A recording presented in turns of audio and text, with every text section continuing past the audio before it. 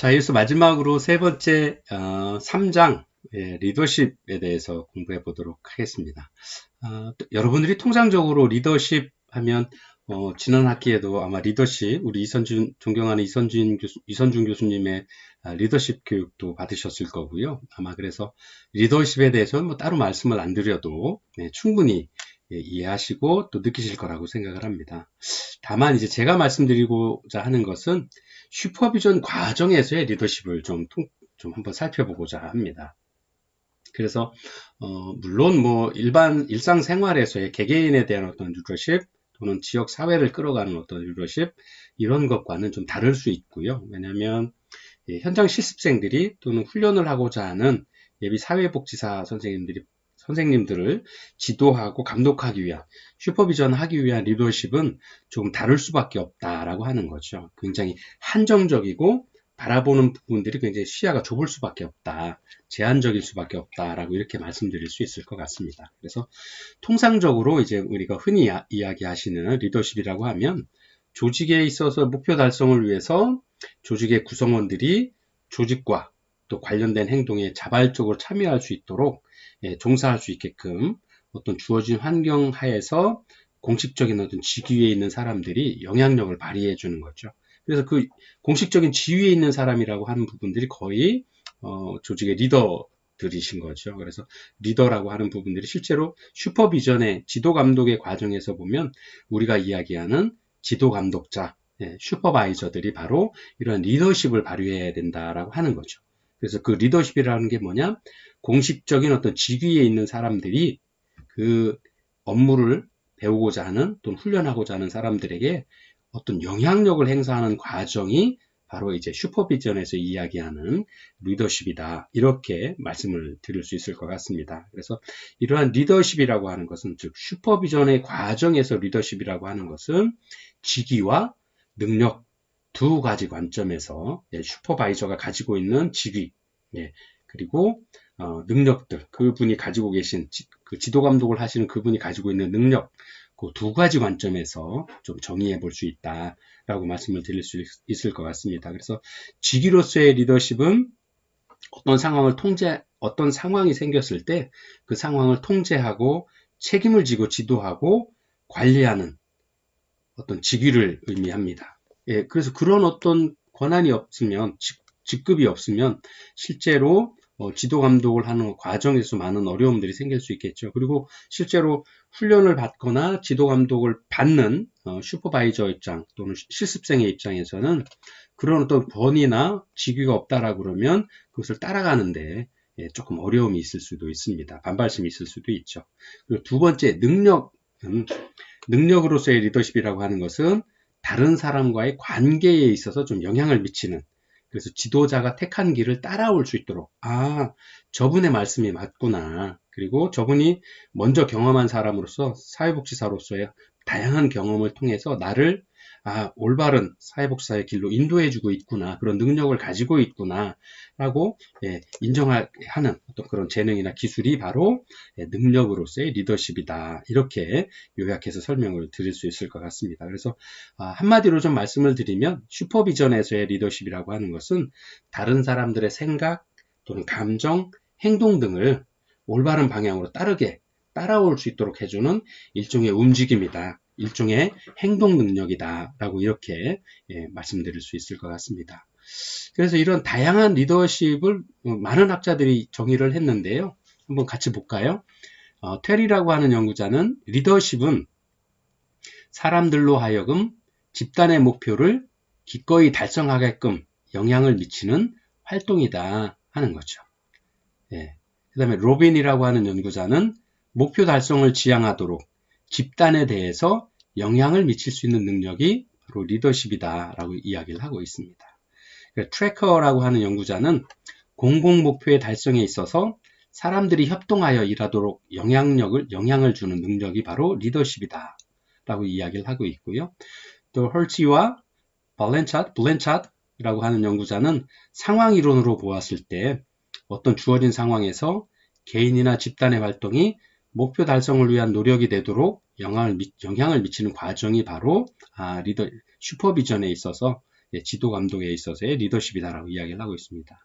또 마지막 우리나라 연구자 성규탁의 어떤 연구 정의를 보면 어떤 목표를 달성하기 위해서 사람들에게 행사하는 영향력, 기술 혹은 이를 행사하는 과정이 바로 리더십이다라고 이렇게 정의하고 있습니다. 그래서 리더십이라고 하는 것은 스스로 통제 가능한 조직 요인이고 또 조직 관리의 필수적인 요인으로서 목적 획득을 위한 수단적 성격으로서 조직 리더가 갖는 성향, 행동, 상황 등과 관련되는 제반 특성 등을 이루는 일반적인 개념이다라고 이야기를 하고 있습니다. 그래서 이러한 그 지위와 능력으로서 리더십, 그리고 리더의 지위에 부과된 역할과 책임으로서의 그 책임을 구사하는 능력, 그리고 과정과 속성으로서의 리더십, 이렇게 그 과정에서 리더가 어떻게 영향력을 발휘하는지 이런 부분들까지도 지도 감독론에서의 리더십이다라고 이야기를 하는 거죠. 그래서 결론적으로 좀 제가 이렇게 이러한 다양한 연구자의 어떤 정의나 아니면 현장에서의 경험을 빌어서 좀 슈퍼비전, 지도 감독론에서 리더십이라고 하는 것은 예비사회복지사 또는 우리 기관에 방문하신 현장 실습을 하시는 사회복지사 선생님들이 그분들이 원하는 대로 훌륭한 사회복지사로 성장할 수 있도록, 다만 그것을 제가 억지로 끌고 갈 수는 없죠. 그래서 그분들이 이 리더의 지도 감독자의 리더십을 따라 영향을 받아서 그분들이 자발적으로 참여할 수 있도록, 또 자발적으로 참여를 통해서 그런 경험을 쌓고 그런 경험을 축적함으로써 훌륭한 예비사회복지사의 길을 가도록 하는, 그 길에 동참할 수 있도록 함께 인도해주는, 그것이 바로 슈퍼비전에서의 지도 감독론에서의 리더십이다라고 이렇게 말씀드릴 수 있을 것 같습니다. 그래서 두 번째로는 이제 리더십의 특징을 좀 볼 텐데요. 이러한 리더십, 지도 감독론에서의 리더십은 다른 것과는 좀 다른 어떤 부분들을 보이는데요. 첫 번째가 지도 감독론에서의 리더십은 다른 사람들에게 영향력을 행사하는 것이다 라는 거죠. 그 다음에 두 번째 리더십이라고 하는 것은 어떤 목표를 달성하기 위해서 존재하는 것이다 라고 하는 거죠. 단순히 그 사람 저 리더로서 훌륭해, 좋은 사람이야가 아니라 우리가 그러한 과정을 통해서 우리 기관이 이루고자 하는 목적을 분명히 하고 그 목적을 가기 위한 어떤 과정으로 이해가 되어야 된다라고 하는 거죠. 그래서 현장 실습생의 어떤 현장 실습의 과정으로 보았을 때는 아까도 잠깐 말씀드렸던 것처럼 현장 실습에 대한 그동안 대학에서 배웠던 긴 시간 동안 배웠던 이론과 전문 지식들을 현장에 적용해보고 현장에서 실천해보고 그 실천의 결과물들을 잘 전문 기술로서 간직함으로써 훌륭한 사회복지사로 자리매김할 수 있도록 영향을 미치는 것, 그것이 이제 현장 지도 감독론에서 이야기하는 원하는 슈퍼비전의 리더십이다라고 말씀을 드릴 수 있을 것 같습니다. 그래서 이러한 리더십이라고 하는 것은 리더와 팔로워, 구성원, 그리고 시츄에이셔널 팩터, 상황적 요소에 의해서 이루어지기도 하고요. 또 이것은 헤드십과는 완전히 다른 어떤 개념이다라고 이렇게 말씀드릴 수 있을 것 같습니다. 리더십이라고 하는 건 혼자서 하는 게 아니죠. 제가 누군가 앞서 나가는 리더가 한 분 계셔야 되고요. 그 다음에 그 리더를 따라가는 팔로워들, 구성원들이 있어야 되고요. 그리고 다양한 상황적인 요소에 의해서 이루어진다라는 것들이 좀 특징이다라고 말씀드릴 수 있습니다. 자, 그리고 세 번째가 리더십의 필요성입니다. 이름이 좀 어렵네요. 연구자 이름이 뉴지보렌 뭐 이렇게 읽을 수 있을 것 같은데요. 리더십의 필요성을 연구한 어떤 이 연구자의 어떤 설명을 좀 보면, 첫 번째, 조직 성과에 영향을 미치는 중요한 요소의 하나일 뿐만 아니라 관리자에게 있어서도 조직의 목표를 달성하는 활동의 핵심이다. 그 다음에 조직체가 실시하는 서비스나 프로그램의 효과성에 중요한 영향을 미친다라고 설명을 하고 있습니다. 즉, 조직 성과의 영향, 그 다음에 관리자에게 있어서는 조직의 목표를 달성하는 활동의 핵심, 그리고 조직체의 눈으로 봤을 때는 조직 기관에서 실시하는 서비스나 프로그램의 효과성에 대해서, 효율성이나 효과성에 대해서, 좀 더 발전적으로는 기관의 책임성에 대해서, 책임성을 준수하느냐에 대해서 중요한 영향을 미치는 요소가 바로 그 리더십이다. 그래서 리더십이 중요하다, 필요하다라고 설명을 하고 있습니다. 자, 두 번째는 많은 전문가가 고용되어 있는 사회복지 조직에는 전문가의 자율성 욕구와 조직의 통제 욕구 사이에 부단한 긴장이 존재할 수밖에 없고, 이와 같은 긴장으로 인해서 구성원들은 조직의 규칙과 규정을 준수하게끔 동기를 부여할 수 있는 어떤 이런 리더십을 필요로 한다라고 하는 거죠. 실제로 이제 전문가 집단이기 때문에 또 전문가로서의 업무를 위임해야 되고, 그 과정들은 그 전문가로서의 어떤 역량이 발휘될 수밖에 없는 거죠. 그러다 보니까 기관이 바라고 있는 어떤 수준과 또 전문가들이 생각하는 수준이 다를 수 있게 되는데, 그 다른 것들 틈새에서 갈등이 생길 수밖에 없는데, 그러한 어떤 갈등들을 조직의 규칙과 규정을 준수하면서 조직의 목표를 따라갈 수 있도록 하는 어떤 동기부여가 바로 리더십이다라고 하는 거죠. 자, 세 번째, 조직은 끊임없이 변화하는 환경적인 압력이 증가하고요. 또 외부 요구의 변화를 모두 고려한 조직 체계를 갖추는 것은 불가능하기 때문에 이에 적절히 대응할 외부 기관과 또는 환경의 변화에 적절히 대응하기 위해서 이러한 리더십이 좀 필요하다라고 이야기를 하고 있습니다. 또 새로운 기술, 또 새로운 구조의 도입과 같은 중요한 내부적 변화가 조직에 통합될 수 있도록, 사회복지는 또 사회복지뿐만 아니라 기관의 어떤 운영 과정에 있어서 주변 환경의 변화, 또 시대의 요구, 그 다음에 지역사회 주민들의 요구나 요청에 따라서 기관이 변화할 수밖에 없게 되는 거죠. 그것은 외부적인 변화도 있고 내부적인 변화도 있고, 또 내부적인 변화에 있어서는 기관의 구성원들의 요구도 수용이 되어야 되겠죠. 그래서 이러한 다양한 변화 요구에 맞춰서 조직을 통합할 수 있는 것들이 바로 리더십이다라고 이야기를 하고 있습니다. 그리고 다섯 번째로, 사회복지 조직에서 구성원들의 전문적인 목표는 조직의 목표와 완전히 일치하지 않을 수도 있다라는 겁니다. 그래서 구성원의 목표와 조직의 목표 사이에 가능한 일치될 수 있도록 노력하는데 바로 이 리더십이 꼭 필요하다라고 이렇게 설명을 하고 있습니다. 진짜 이제 사회복지 기관에서 슈퍼비전의 과정에서 실제로는 저희가 이제 현장 실습을 하실 예비 사회복지사 선생님들이나 초보 사회복지사 선생님들을 대상으로 지금 리더십을 함께 공부를 하고 있는데요. 실제로 이 개념을 조금 더 확장해서 본다라 그러면 훈련을 하고자 하는 예비 사회복지사 선생님이나 실습생들 뿐만 아니라 기존의 사회복지사 선생님들, 또 기관의 많은 구성원들이 사회복지사뿐만 아니라 행정이나 회계를 담당하시는 많은 분들까지도 기관의 목적을 달성하기 위해서는 한 팀이 되어야 되는 거죠. 그래서 그 한 팀으로 만들어서 기관의 목적을 달성하기 위해서 노력하기 위한 어떤 동기부여가 바로 리더십이다. 이렇게 마지막으로 정리해서 말씀드릴 수 있겠습니다.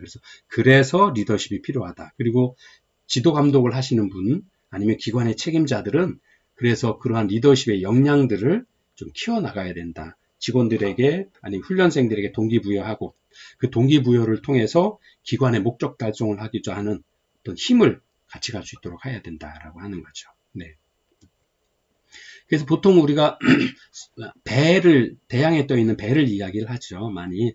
그래서 우리 기관은 배 한 척인 거고요. 우리 기관의 가장 큰 목적은 사회복지 목적 달성이다라고 하는, 클라이언트의 욕구를 충족시켜주고 클라이언트에 필요한 서비스들을 제공하는 어떤 그 목적을 가지고 있는데, 그 목적을 달성하기 위해서는 배에 타고 있는 모든 사람들이, 배를 젓는 사람, 엔진을 정비하는 사람, 갑판에서 방향을 보고 나치미를 보고 배에 갈 방향을 정하는 어떤 이런 다양한 역할들을 하시는 분들이 계신데, 그분들이 유기적으로 한 몸처럼 움직일 수 있을 때 우리는 목표를 달성할 수 있게 될 것입니다. 그래서 그 목표를 달성하게 가서 어느 조직에 속해서 어떤 업무를 담당하든지 간에 함께 갈 수 있는 어떤 이 힘을 만들어주는 게 바로 리더십이다. 이렇게 지도 감독에서의 리더십이다. 이렇게 이해하시면 좋겠습니다. 자, 그리고 이제 슈퍼비전의 지도자들의 어떤 리더십 역할인데요. 첫 번째가 이제 관리 및 행정의 역할이다라고 말씀을 드릴 수 있을 것 같습니다. 그래서 지도자는 조직체의 행정가로서 또 기관 정책이나 사명을 직접적이고 구체적인 어떤 서비스로 바꾸어서 전달하는 역할들을 합니다. 그래서 일관성 있는 태도와 장기적인 어떤 안목을 가지고 조직의 어떤 리더십을 발휘해야 된다라고 이야기를 할 수 있고요. 클라이언트의 요구에 맞는 서비스를 제안하고 대변할 수 있는 능력도 요구가 됩니다. 그리고 조직의 목표나 과제 선정에 있어서도 아주 중요한 역할들을 하게 되죠. 그래서 이러한 어떤 그 역할에 있어서 전제되어야 될 부분들이 바로 일관성 있는 태도, 또 장기적인 비전을 가지고 있는 어떤 안목들이다. 그것이 바로 관리 및 행정에 있어서의 리더십의 역할이다라고 말씀을 드릴 수 있습니다. 자, 두 번째가 이제 통합 및 연결의 역할이다라고 말씀을 드릴 수 있는데요. 조직체, 기관이 수행하는 프로그램들은 굉장히 다양하죠. 특히나 이제 사회복지기관들일 경우에는 조금 더 다양하다라고 말씀을 드릴 수 있는데요. 이러한 그 굉장히 다양한 프로그램들을 수행을 하고 업무를 수행을 하기 때문에 이러한 관리자의 통합하는 역할들은 굉장히 중요하고 또 다양한 복잡한 업무 양상을 띠게 되죠. 그러나 이러한 프로그램들이나 실천 과정들이 효과적이기 위해서는 프로그램 자체 내에 기능적 영역뿐만 아니라 조직 내에 조직적인 어떤 전체의 그림들이 통합되고 그 개념들을 확산해서 누구나 이해하고 함께 갈 수 있어야 된다라고 하는 거죠. 아까 잠깐 말씀드렸던 것처럼 배를 예를 들어서 대양에 떠 있는 배가 나치미를 보고 키를 잡는 사람, 방향을 잡는 사람도 있을 것이고 그 방향을 잡은 거에 맞춰서 엔진을 가동시켜서 배가 가동할 수 있도록 해줘야 돼요. 또 가는 동안에 또 다양한 일들을 하시는 분들이, 다양한 구성원들이 함께 움직여서 함께 가야 되는 거죠. 그래야 목표를 달성해 나갈 수 있는 거죠. 통합되고 연결될 수 있어야 되는 거죠. 그래서 기능적인 영역뿐만 아니라 조직 전체를 통합하고 확산하는 어떤 이런 역할들이 바로 리더십에 있어서 통합 및 연결의 역할이다라고 이렇게 말씀드릴 수 있고요. 세 번째가 이제 기준의 설정입니다. 지도자는 그 지도 감독을 하시는 분들은 조직체의 프로그램이나 목표나 산출을 성취하는 데 필요한 투입 요소들이 어떤 것들이 있는지, 우리 기관이 나아가기 위해서는 어떤 방법들을 준비해야 되는지, 프로그램을 진행할 때 어떤 게 필요한 요소들이 있는지를 좀 충분히 이해하고 알 수 있어야 된다라고 알 수 있어야 됩니다. 그래서 지도 감독자는 감독 기준을 설정하고 시행할 수 있어야 되고 또 이를 평가 기준을 정해서 이를 평가할 수 있는 어떤 이런 능력들이 있어야 된다라는 겁니다. 그리고 네 번째가 혁신 및 창조의 어떤 리더십들을 좀 가지고 있어야 된다라고 하는 건데요. 사회복지 기관의 많은 지도자들, 지도 감독을 담당하는 많은 지도자들이 클라이언트의 새로운 요구에 또는 사회 변화의 흐름에 잘 민감하게 반응할 수 있어야 되고요. 또 클라이언트의 욕구에도 굉장히 민감하게 변화의 상황에 대해서도 관심을 가지고 해야 된다라고 하는 거죠. 또 그리고 그 변화되어 있는 관심을 가져서 끝나는 것이 아니라 변화되어 있는 욕구에 관심을 가지는 것뿐만 아니라 그 욕구를 충족시키기 위한 조직체, 우리 기관의 능력들, 사회복지사 구성원들의 역량이나 능력들을 좀 파악해야 되고 더 발전시켜 나갈 수 있어야 되고요.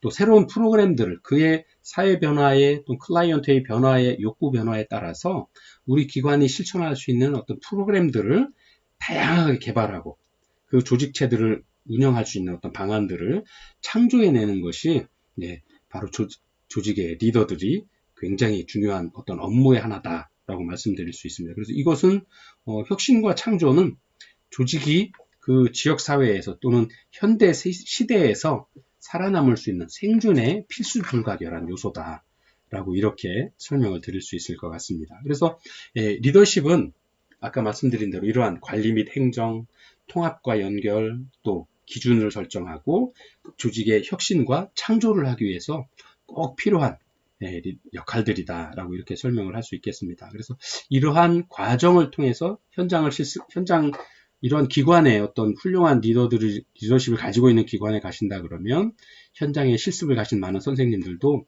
다양한 경험들을 하실 수 있게 되는 거죠. 그리고 다양한 시각에서 할 수 있게 되는 거죠.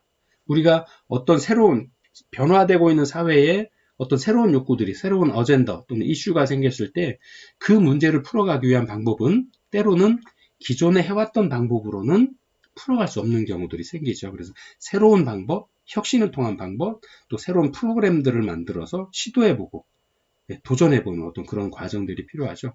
근데 기존에 이런 어떤 그 기관에서의 굉장히 폐쇄적이고 보수적이다라 그러면 그런 기존에 해왔던 거 이외의 어떤 업무에 대해서는 좀 많이 이렇게 도전하지 않거나 아니면 훈련생들이나 그 실습생들의 어떤 도전들을 긍정적으로 바라보지 않게 되죠. 그렇게 되면 그런 어떤 실습생이었을 때 겪어볼 수 있는 어떤 경험들이 줄어들 수밖에 없기 때문에 그런 어떤 좋은 기관을 선택해서 실습 계약을 맺고 가서 실습을 해보는 것도 여러분들에게는 아주 큰 경험이 될 수 있으리라 생각을 합니다. 그래서 좋은 기관을 좀 선정해 보시고 또 그 선정하게 되시면 그 기관의 특성이나 그 기관의 프로그램이나 그 기관에서 근무하시는 분들의 업무 프로세스의 과정에 대해서도 한번 정도 미리 좀 조사를 통해서 내가 발전할 수 있고 내가 좋은 경험을 할 수 있는 기관인지에 대해서 충분히 좀 알아보시고 기관을 좀 선정해 주시기를 당부 말씀드립니다. 자, 두 번째 슈퍼비전 지도자에 있어서의 리더십, 다양한 리더십 이론들인데요. 리더십 이론 중에서 중요한 접근 방법인 리더가 가지고 있는 보편적인 특성을 찾아내려고 하는 노력이 바로 이제 특성 이론, 또 리더가 수행하고 있는 행동에 의해 리더십을 설명하려고 하는 행동 이론, 그리고 연구 결과들을 비판하고 조정하고 상황 변수의 도입에 관심을 돌리는 노력인 그런 어떤 노력을 하고 있는 상황 이론, 이렇게 크게 세 가지로 리더십 이론들을 좀 바라보도록 하겠습니다. 그래서 그 첫 번째가 특성 이론인데요. 특성 이론은 1940년대와 50년도에 초기의 리더십 연구에 있어서의 그 리더라고 하는 분들이 도대체 어떤 특성과 어떤 자질을 가지고 있는가, 아니면 일반인들과는 좀 다른 건가, 그분들만이 가지고 있는 어떤 특성이나 그분들만의 어떤 그 특징들이 무엇이 있는가를 좀 찾아보는 어떤 과정이 바로 특성 이론이었습니다. 그래서 어떤 기관에서 또는 어떤 상황에서 어떤 현재 시대에서 어떠한 그때의 어떤 리더들이 어떠한 특성들을 가지고 있는가, 그리고 그분들이 가지고 있는 특성의 어떤 부분들이 효과적으로 리더십을 발휘했는가 하는 것들을 찾아보는 것들이 바로 첫 번째 특성 이론이었습니다. 그래서 특성 이론은 보통 이제 독불장군식이다라고 이야기를 합니다. 왜냐하면 실제로 현대사회와는 좀 맞지 않죠. 리더라고 하는 부분들이 지금은 리더십이라고 하는 것도, 리더십이란 말조차도 많이 바뀌어서 뭐 요즘에 팔로워십, 뭐 다양한 단어로도 리더십을 설명을 하고 있습니다. 근데 초창기에 리더십 연구들은 이렇게 그분들이 리더로서 활동을 하셨던 많은 분들이 어떤 특성을 가지고 있나 하는 것들을 신체적으로, 성격적으로, 또 사회적인 특성이나 개인의 능력 가운데에서 찾는 것을 초점을 두고 진행을 했었기 때문에 초창기에는 이제 독불장군식, 되게 그런 거죠. 나를 따르라 하고 나갔던 것들을 우리나라에서 처음에는 그걸 리더십이라고 생각했던 적이 있죠. 그렇지만 지금 시대에 어떤 기관의 장이 아니면 지도 감독자가 무조건 날 따라오세요, 그럼 성공할 거예요, 이게 리더십이에요 라고 한다면 지금 저희가 쉽게 동의하기는 어렵죠. 충분히 리더십 이론 중에서 특성 이론은 초창기 이론 모델이고, 그래서 그냥 보통 통상적으로 쉽게 이해하기 좋도록 독불장군식 이론이다 라고 이렇게 이야기들을 많이 하는 경우들이 있습니다. 자, 두 번째가 이제 행동 이론입니다. 아까 말씀드린 것처럼 행동 이론이라고 하는 건 리더가 수행하고 있는 행동에 의해서 리더십을 설명하려고 노력했던 이론입니다. 그래서 20세기 중반을 전후한 시기에 인간의 행동과 관련된 학문 분야의 전반에 걸쳐서 행동주의의 과학적 방법론이 대두된 시기가 있었는데요. 이때 리더십 연구에서도 리더십 특성 이론에 대해서 특성 이론이 좀 맞지 않다, 그리고 실제적으로는 그 리더의 행동에 관심을 두고 행동주의의 영향을 받은 연구들이 바로 이제 행동 이론이었다라고 말씀을 드릴 수 있습니다. 그래서 이 행동 이론은 크게 오하이오 연구, 미시간 연구, 관리 역자 이론, 이렇게 크게 세 가지로 구분을 할 수 있습니다. 그래서 오하이오 연구는 리더십 스타일을 배려와 구조주도의 행동이라고 하는 두 가지 차원으로 구분하고 어떠한 스타일이 더 효과적인가를 분석하는 게 이제 오하이오 연구였고요. 두 번째가 미시간 연구입니다. 예, 리더십 스타일을 직무 중심적 리더십 유형과 구성원 중심적 리더십 두 가지로 구별을 해가지고요. 구성원 중심은 보다 높은 생산성과 직무 만족도를 나타내나 직무 중심적 리더십은 상대적으로 낮은 집단 생산성과 낮은 직무 만족도를 보여주었다라고 하는 어떤 특성을 알 수 있게 되었던 거죠. 그 다음에 세 번째가 관리 격자 이론인데요. 인간과 산출에 대한 관심이 리더십 어떻게 관련되어 있나 하는 것들을 보여준 겁니다. 그래서 그 격자망을 이제 횡축과 종축에 따라서 9가지로 위치를 구별을 하고 그 구별된 위치에 따라서 81가지의 리더십 유형이 만들어서 설명을 인간에 대한 어떤 산출에 대한 부분과 인간에 대한 관심으로 구별을 해서 설명을 했던 이론이 관리 격자 이론이다라고 설명을 드릴 수 있습니다. 그래서 무기력형, 컨트리 클럽형, 과업형, 중도형, 팀형, 다양하게 설명을 했었는데요. 이러한 그 이론에 대한 비판들은 행동 이론들은 리더십 행동 유형과 리더십 효과성 간에 일관된 상관성을 확인하는데 실패했다라는 지적을 받고 있고요. 이 이론의 기초에서 다양한 연구 결과들이 나타날 수 있었기 때문에 실제 일반화하는 데는 좀 어려움이 있었다. 그래서 그런 리더십 연구에 있어서 이론으로 좀 발전해 왔다라는 거, 그 정도만 이해를 하면 좋을 것 같습니다. 그리고 세 번째가 상황 이론입니다. 1970년대에 들어가면서 리더십의 특성이나 행위들이 서로 다른 상황의 리더들에 있어서는 다르게 적용되더라 하는 겁니다. 즉 리더십을 처해져 있는 상황에 따라서 발휘되는 특성이 다르더라.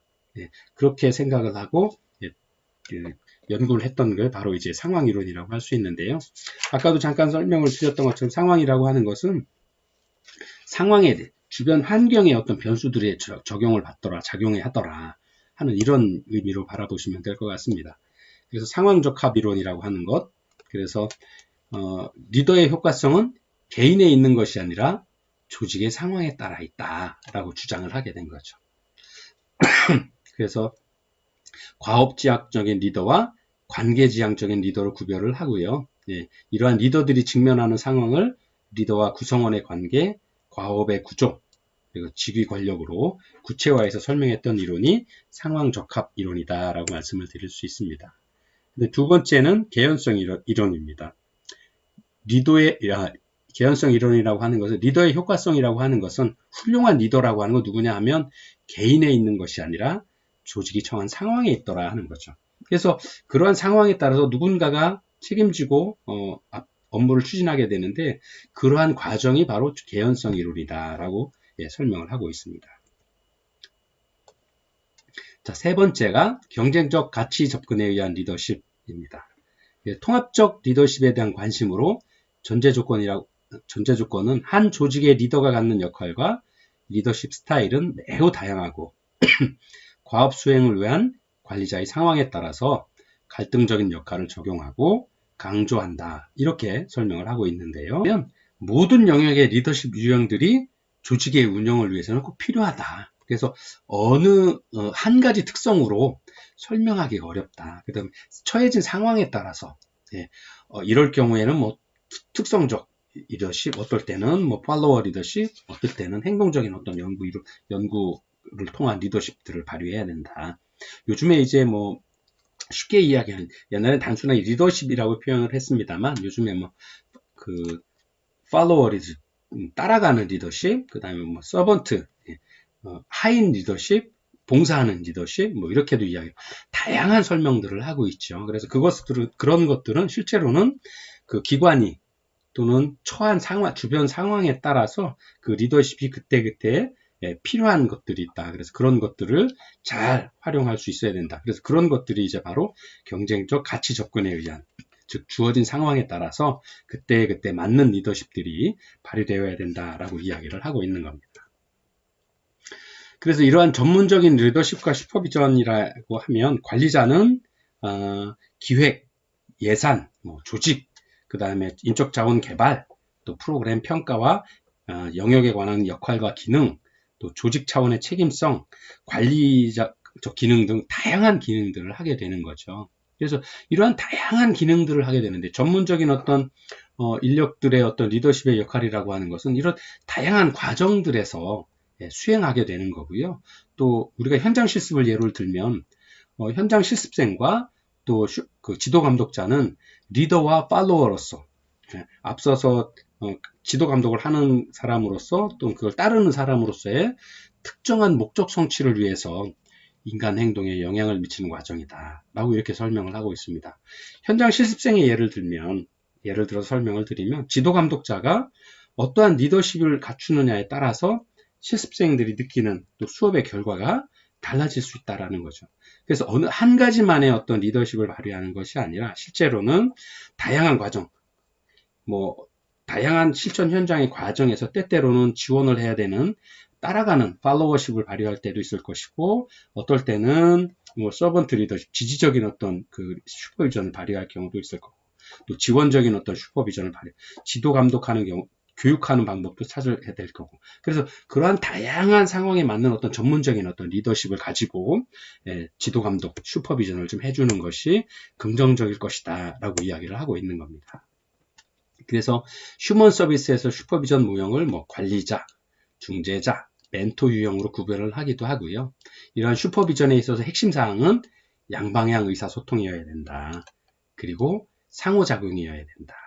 그래서 어느 일방적인 지도 감독자가 슈퍼바이저가 슈퍼바이지에게 지도 감독자가 현장 실습생에게 일방적으로 지시만 내리는 것이 아니라 서로 의사소통할 수 있도록 상호작용하고 지시 내린 거에 대해서 당신 생각은 어떻습니까? 물어볼 수 있는 어떤 양방향 의사소통이 이루어져야 된다라는 것들이 아주 중요한 부분이다라고 설명을 하고 있고요. 그리고 슈퍼바이저 현장 실습생의 욕구와 발달 단계에 따른 알맞는 슈퍼비전, 리더십을 발휘해서 지도 감독을 해주는 것이 실습생, 지도 감독에 있어서의 가장 핵심 사항이다 라고 이렇게 설명을 하고 있습니다. 자, 이렇게 해서 이제 슈퍼비전에서의 지도자가 발휘해야 될 리더십까지 함께 공부해 보았습니다. 다음 시간에는 이제 현장 실습 과정에서 실습 슈퍼비전이 어떤 의미가 있는지, 그리고 실습 슈퍼비전의 실제와 실천 업무에 대해서 공부를 해보도록 하겠습니다. 긴 시간 수고 많으셨고요. 다음 주에 또 다시 건강한 모습으로 여러분들 찾아뵙도록 하겠습니다. 고맙습니다.